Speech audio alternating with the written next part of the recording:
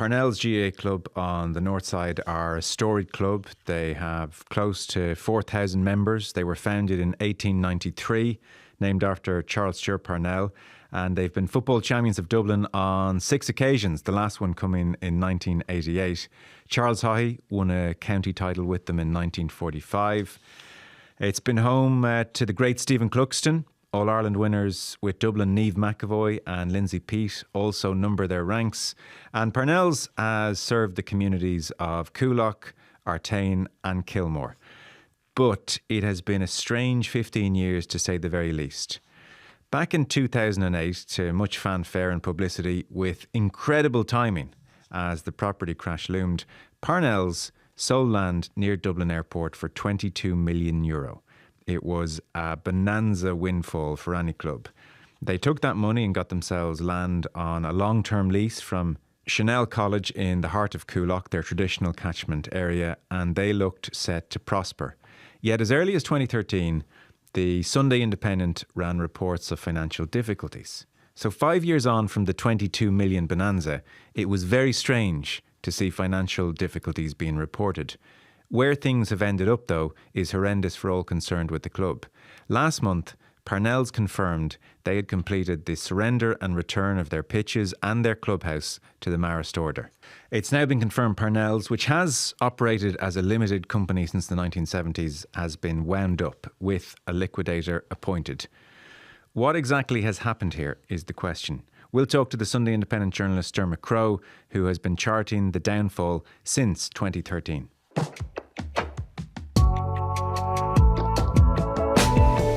Dermot Crowe, welcome to the studio.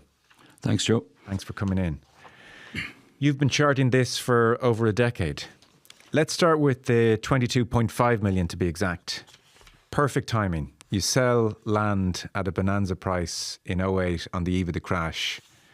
You thank your lucky stars and life should be good. With interest, that hit 25 million after the first 3 years or so. Let's talk about their first move, Parnells. They leased land from a Marist Order, Chanel College in Coolock, the heart of the catchment area of the club, for 11 million. Now, the clubs say it's closer to 9 million. You're very much happy with your reporting. It includes professional fees and other fees. So somewhere between 9 or, as you say, 11 million. A source talking to you this month who's familiar with the whole situation said, I can't believe Parnells paid 11 million for a leasehold. Where on earth would you get that? Where would you hand over 11 million and you only get a leasehold? So yeah, that struck me as well, I have to say, reading the initial reports. 11 million and we still don't own our club. That was an interesting decision. Yeah, I think that probably a lot of people would be puzzled by that, Joe. This was, I think, a long lease. It was like 999 years. I think they call it a virtual leasehold, is what it's called.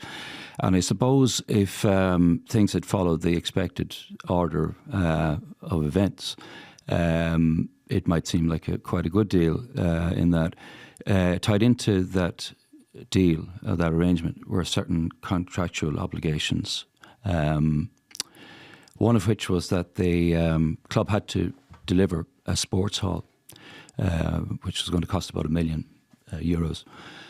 And again, I suppose looking at it from the outside, that shouldn't have been an issue if you're after getting a windfall of 22.5 million. But so in defence of the club here on this point, they could argue, well, we get land for, in effect, 1,000 years for 11 million and we leave over another 11 million to allow the club to flourish. So that's a good deal. That makes sense rather than blowing the full 22 trying to buy land, for instance. That would be their argument at the time and now, I'm sure. Yeah.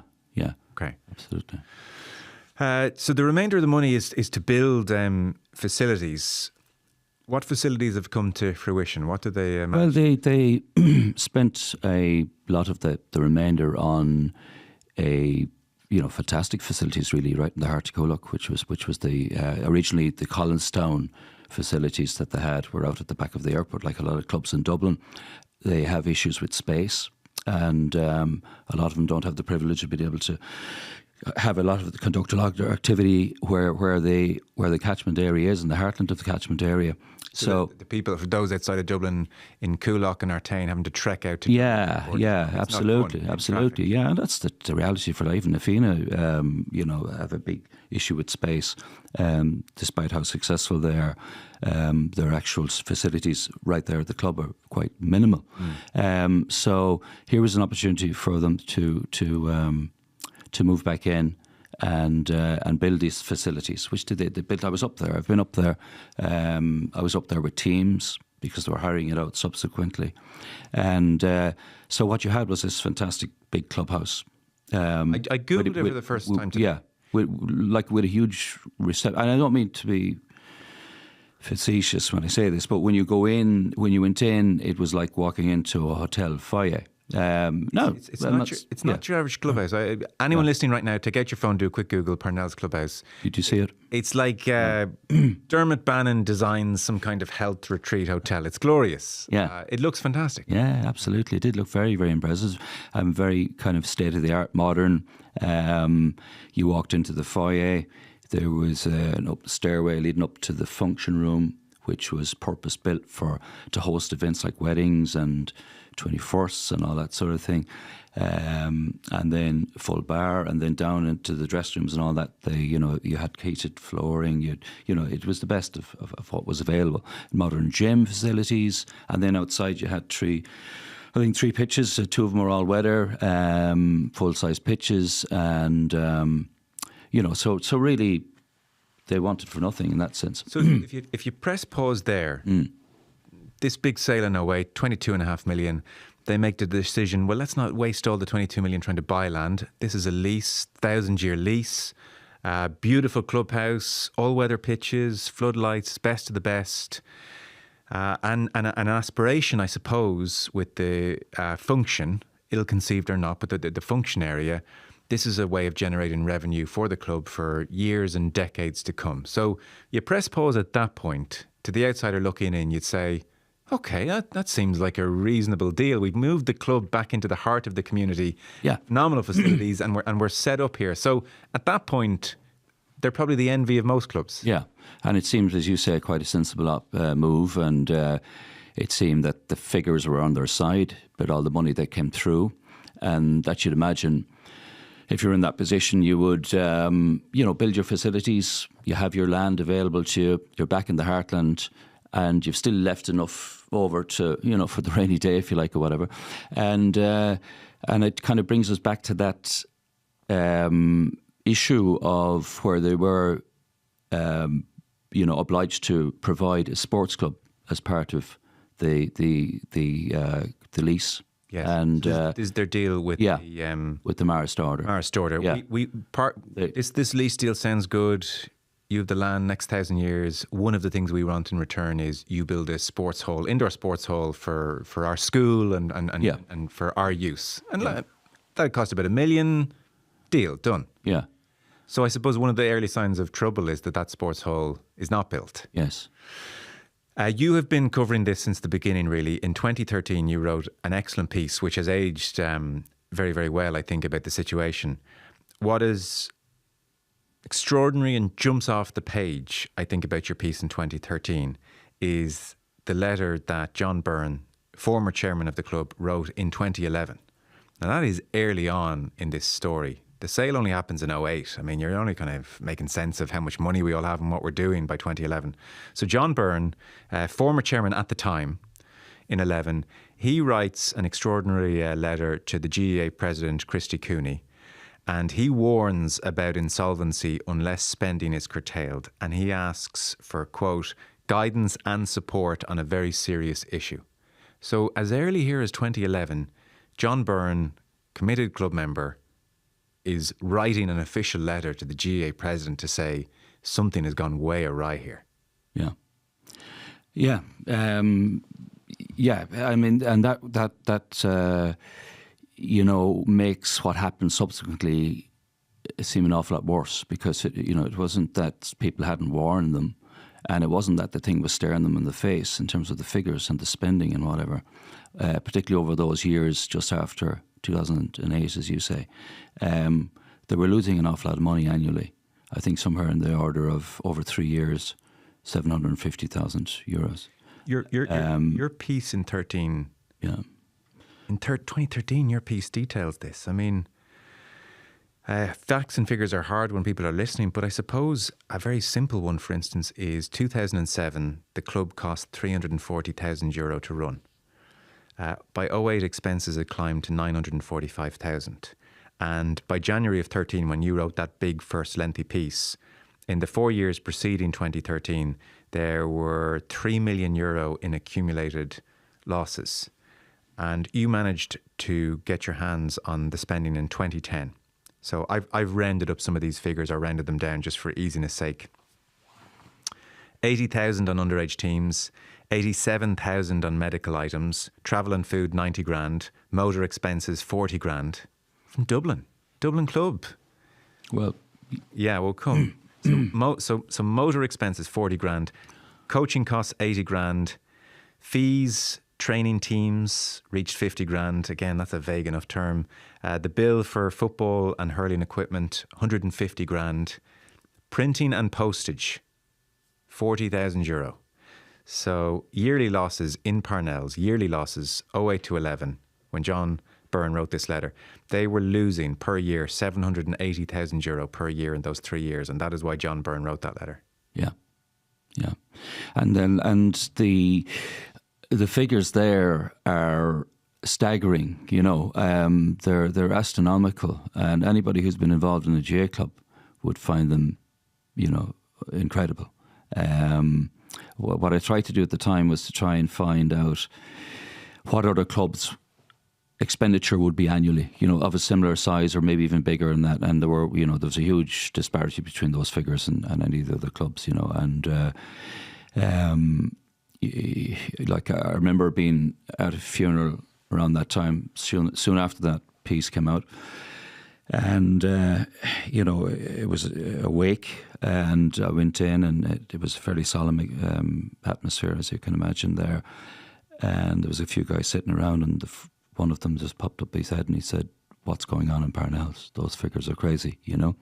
And so it was the talk of the GAA in many respects. It was the talk of the GAA, Joe, and I just found of stuff I did over the years that there was a kind of reaction to that was greater than maybe a lot of the other things I've done, you know, because people could relate to it. They just found it absolutely fantastical, the figures and what was going on. It was just very hard to understand. And I think, like, I remember that time people would be talking anecdotally about Parnell's teams going around in buses and coaches and really the best of gear and all that type of thing, which people assumed was just part of their winnings. You know, they were trying to create a feel-good factor and make people feel good about themselves again. And there's nothing necessarily wrong with that. But obviously the spending was they were spending way beyond their means, to quote one of their past members, you know, Charles High. Yeah. You did in that piece, by the way, try and get a sense at the time of comparable spending. So again, Parnells 08 to 11 yearly are losing 780 grand, whereas you say that one club on the west side of the city, fielding in the region of 60 teams, cost 360 grand to run in 2012. Another club in the north side, almost 60 teams, has annual costs of 250,000, many teams self-sufficient. So that puts losing 780 grand into fairly stark light. Another aspect of Parnells, one of the reasons they were the talk of the town, is that they cited winning in All-Ireland as a big goal. You know, I started with Coola and Nafina, and that was very much the Parnells' dream. They hadn't won county title since 88. They'd done 2 in a row in 87, 88, and they wanted to get back to the big time. And we saw any number of inter-county players line out for Parnells. Conor Mortimer, Colin Begley, Andrea Stoyle, Rory Quinlivan, Colin Parkinson, Johnny Murta, MJ Tierney, Andrew Shore, Darren Rooney. Some employed as coaches at the club. You report, for instance, Conor Mortimer employed as gym manager. And by 2012, in a game against Ballymun-Kickham's, 2/3 of the team are not from the area. Majority are from outside of Dublin.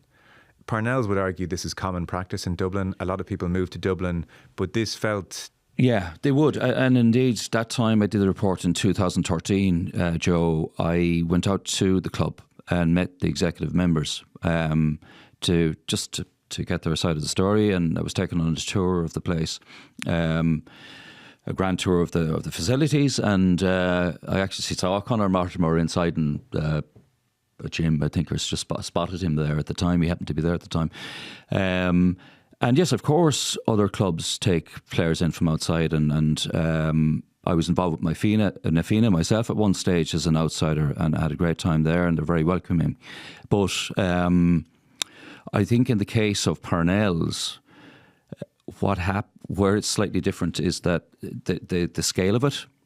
When I just used that example of 2/3 of a team, that's quite a lot in a quick time, and I suppose it would be unusual to have. There was no obvious link, I suppose, with some of those guys to the club, and it was a lot at one time, so it kind of stood out, and it did become a bit of a problem, I think, within the club. Subsequently, yes, should state, of course, and it's not, I don't even think it's implied anyway. But just to be super clear, all of these players perfectly entitled to go and play for Parnells. Conor Mortimer perfectly entitled to take a position as a gym manager and contribute to his career, as well as playing for the club. Same for the players who are employed as coaches. But as you say, I guess a glut of inter-county players pitching up at one time caused a sense of disharmony.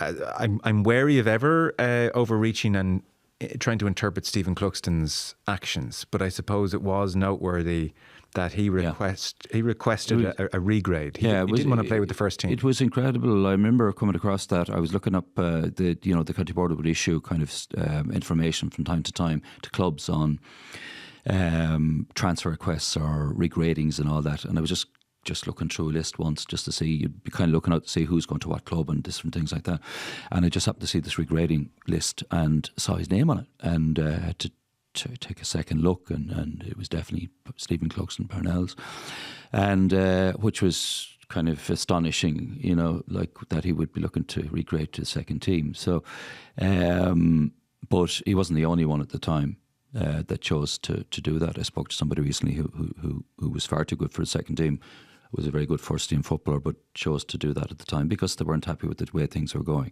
Right. And it goes back to, I suppose, the point you mentioned about maybe having an aspiration to win in All Ireland. Not necessarily wrong with that, but it's kind of, you start from the foundation up and you work your way up, and it was almost like you were trying to kind of, I suppose, get success or buy success quickly, and make it happen fast, and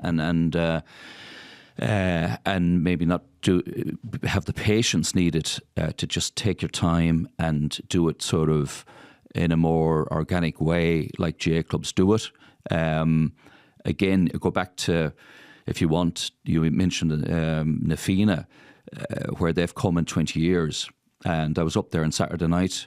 There was an up for the match thing leading into kind of a build up to the All Ireland final on Sunday, and they've become a big club. They've gone up from 3,000 to 4,000 in a matter of the last 5 years or whatever, driven a lot by ladies membership actually. But the work, just listening to people interview that night, the Curry's mother was one of them, and she was looking after about 3 different teams, from maybe nursery up to 14, and then she'd hand it on to the next. And there was a number of people like that who have got down on Saturday mornings to nursery and worked with these kids, brought them down to Cork for a tenner for McDonald's and a tenner to travel, all that kind of stuff.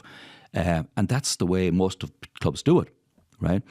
I got the impression with Parnells, they were trying to do it from the wrong way around. And when they were doing that quickly and getting players in to try and accelerate that process, then there was a kickback from some players in the club who just felt it was going against the values of what a club is about, and it wouldn't.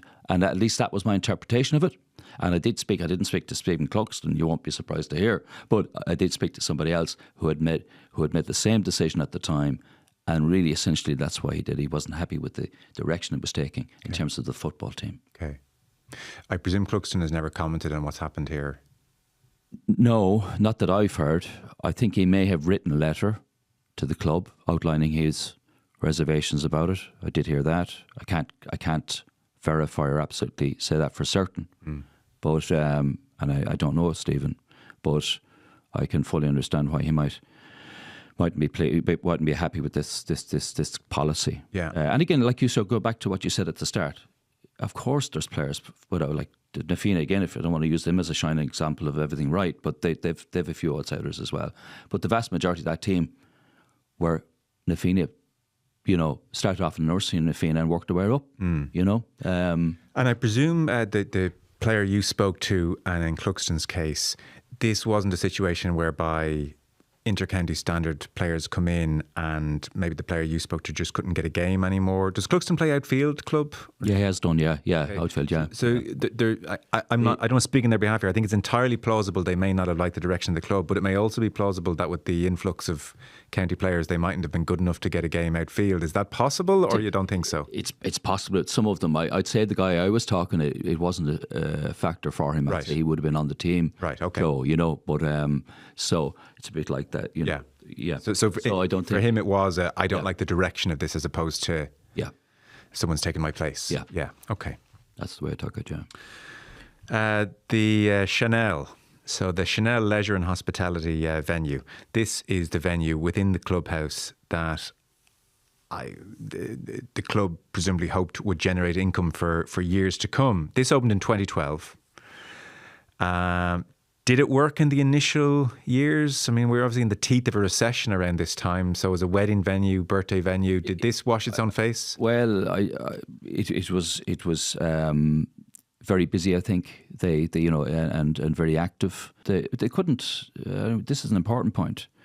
They didn't have the funds to build that sports hall. For the Maris No, order. they didn't the sports. And So as early as 12, 13? As early as 12, they didn't have funds, and that was established in accounts and all that type of thing. So they were in a bad financial situation at that stage. Now, they were talking, when I spoke to the executive, they said they had their plan and the strategy for the next 5 years, and they felt the commercial activity would generate, or the bar and restaurant would generate a lot of income for the club, which I'm sure it did.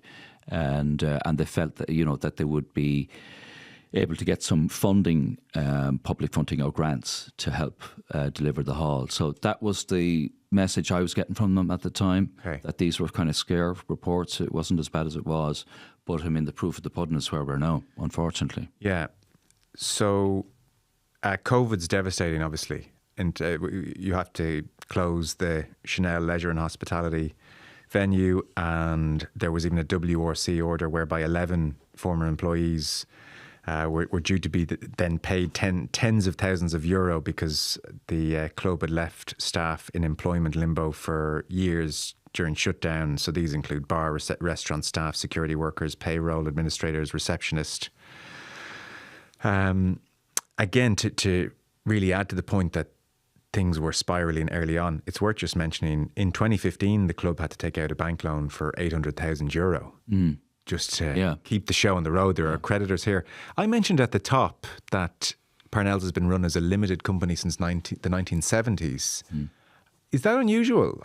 Well, I was asking a few people about this. Very unusual. I don't know if there's any other, comparable club which is run that way. It is very unusual, and it's been there since the 70s, as you say, so I can't tell you what the logic of it was at the time. But yeah, it's certainly unusual. Yeah, and of course it's led to the recent liquidation, and the club being hitched to that then has had to faced with a fresh challenge. Okay, so COVID shuts off any revenue the Chanel was raising. There's that loan in 2015 for 800 grand. Creditors are lining up, and we reach a point late last year where Parnells have to surrender and return the clubhouse and the pitches, all the facilities really, to the Marist order. The Marist fathers have released a statement saying they're committed to ensuring that the local community continues to benefit from the amenity. Does that extend to we will let Parnells GAA club train and play there and use the clubhouse? Is that likely, or what's going to happen here? I don't know. It may do, Joe. I mean, the Maris have been some people might say, God, they've been a bit tough here. They could have given a little bit more leeway. We don't know the ins and outs of that. It's been a long process. There was a breach of contract from an early stage, and The sports hall was never delivered. So maybe you might say they've been more than patient, and of course it got very messy, it got very legal, and there was lots of over and back, negotiations and stuff like that going on. Right. So, at the minute they don't have any access to those facilities, and before the recent decision to appoint a liquidator, when the club was still training in that, I think they were using outside facilities, or trying to find alternative facilities to train in that. So where will they play their matches this year? I don't know. They may play up in David's. I think in David's school up there, possibly. I think they might have some use of that. But I guess some of that is up in the air at the minute. But they like at the minute they are trying to reform, and once this has happened, this liquidation process has started, the club essentially became defunct, and there's a sort of a cooling off period, and they're in talks with the county board to see what happens yet. And there was a message issued by the club after the liquidation decision that, I suppose, trying to settle fears and concerns that members might have who were uncertain if there would be a club. And they were saying that basically we're going to try and reform. We've been taught we can reform, and it hopefully won't take too long. But in the meantime, we're not insured. Okay. You can't train. Okay. You can't play. And but just to sit tight or hang tough for a while, that's essentially it. So I understand they're going to they have to find a different name. I heard it might be called Parnells or something like that. And they have then to form a new executive and all this sort of thing, to follow a few kind of regulations like that. But a restart, in effect. A restart, yeah. You'd start over. Yeah. You caught up with John Byrne in your piece this week, who had written that letter in 2011 to the GAA president, and you get a hint of the emotion he feels, and I suspect a lot of people in the community feel. I do. He says, the club's destroyed, doesn't have any structure, no pitches. The people there are doing their best, but from where it once was to where it is now, both on the pitch and financially, it's a scandal, and it galls me, and I get very emotional about it. I remember I was talking to somebody about the whole Parnells business there before Christmas, and he's someone involved in the Dublin County Board, and he recalled a conversation he was having with a Parnells member, dyed-in-the-wool Parnells member, after they secured that land deal, and he said something. He was saying, "Isn't this fantastic? You're so fortunate. You're the richest club in Dublin. I mean, well done." And he said, no good will come of this, which is, in one way, being very, very pessimistic and needlessly pessimistic. But I suppose he had some sort of fear of the implications of a lot of money coming into a club like that, and whether it would be good for the club, like new money, I suppose, if you want to call it, or something like that, because it can cause problems, and if not maybe managed in the right way. But John is a former chairman. He hasn't been a chairman for a while now, but he was obviously a chairman more recently when that first report came out in 2013. And he and others, I think, struck me as very genuine Parnells people, and were clued into what was going on.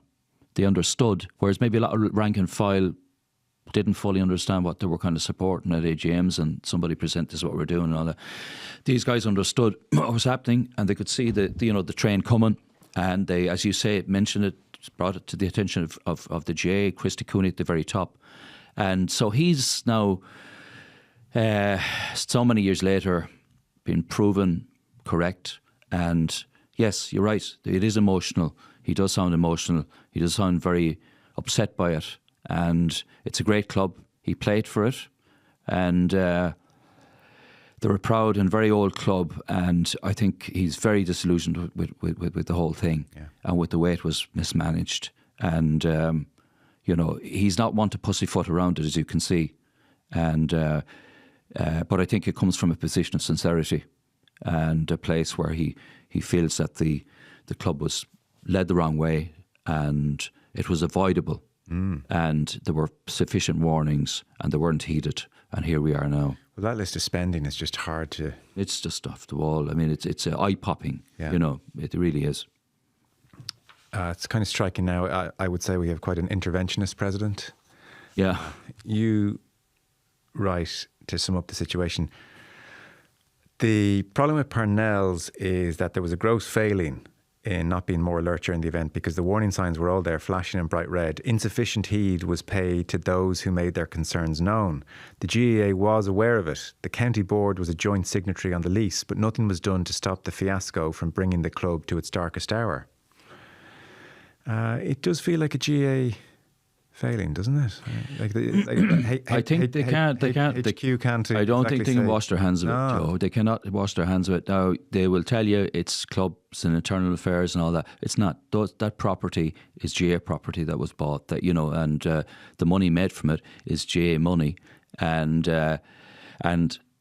really that should have been ring-fenced, and there are certain protocols there and all that which you follow.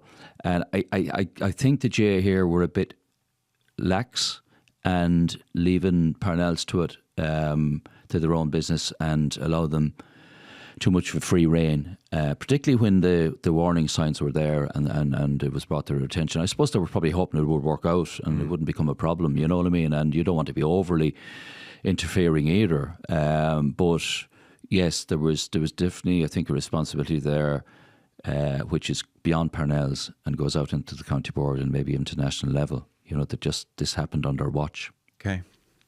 Final thoughts? Final thoughts are for the members of Parnells who are proper volunteers and who've always worked hard and who've stayed with the club through thick and thin, and will stay with this club when it's reformed, which should happen very shortly. I feel sorry for them. I feel it's a cautionary tale for the GAA in terms of spending, and you know, if you are fortunate to come into a lot of money like this, and there's a lot of lessons to be learned from it, and I think that's the only positive we can say maybe from it. You know, we can be too pious sometimes about GAA values and all that, but it did kind of it did flout a lot of those, and you know, it's a harsh lesson for Parnells, but clubs are resilient. And I suppose the irony of it too is that the GAA has a big track record on acquiring property and building very impressive facilities, and it is a very good track record at that. It's done very well at that, you know, it's way out on its own. But sometimes it doesn't work out, and this was a classic example of that. Like Portlaoise were very unfortunate. They ran into debt, not in the same order as Parnells, but they had a land deal which went wrong. They were a bit unfortunate, and suddenly they found themselves like millions in debt. But you had a certain amount of sympathy there, where it was unfortunate. It caused an awful lot of stress in the club, as you can imagine. And they had to go back to the bare tax and move outside Portlaoise and with porter cabins, and now they always have footballers and they'll always have hurlers and the big numbers, and they came back and won championships and had a flourishing period. But I'm sure that created certain resilience where you've nothing, and it looked like you were about to have an awful lot and do really well, and then suddenly the whole floor fell from under you. And what do? It goes back to the very basics of just playing games and volunteers and all what makes it great and what it's about and the bedrock of it. I think there was a loss of sight of that in Parnells, sadly. Well, hopefully there can be a good resolution. I don't think anybody thinks a good solution here is that Clubhouse just lays to waste. No. It should be used. No, it should. I'm not sure what the future is with that, but absolutely should, yeah. Yeah, with those facilities. Dermot Crowe, first writing about this in 2013. Thanks so much. No problem, John.